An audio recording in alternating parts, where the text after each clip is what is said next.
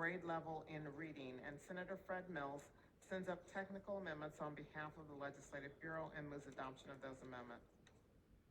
Without objection, Senator Hewitt. Thank you, Mr. President. Members, we have a lot of things to work on in our state, but if I could work on one thing, it would be to teach our kids to read.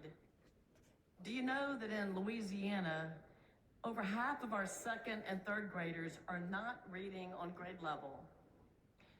And if you got one of these books in your mailbox recently, you learned that only 26% of fourth grade students in our state can actually read this book proficiently. Y'all, this is not a hard book to read. And our fourth graders, only 25% of them were able to read this proficiently.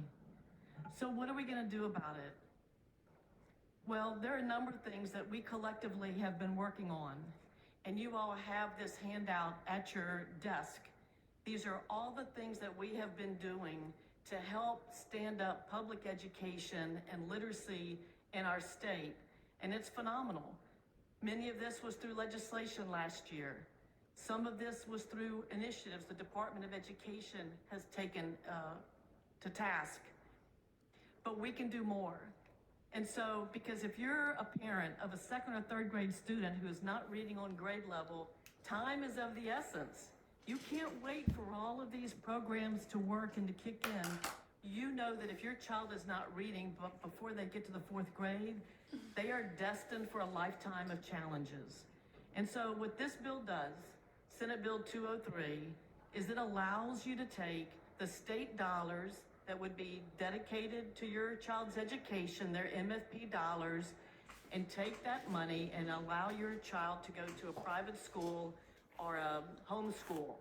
It's an ESA account. We've talked about this education savings account for children who are not reading on grade level in second and third grade. Those children will have to take tests, accountability tests, so we'll know whether this new school environment is working or not. Those providers that are providing that education will also be evaluated as to whether or not they're really performing and doing a good job. If they're not, they're taken off the approved list. And so I think, again, for those students that are currently in our system that need to be reading, this is a very positive step in the right direction. I see some questions. I'm happy to take them at any time.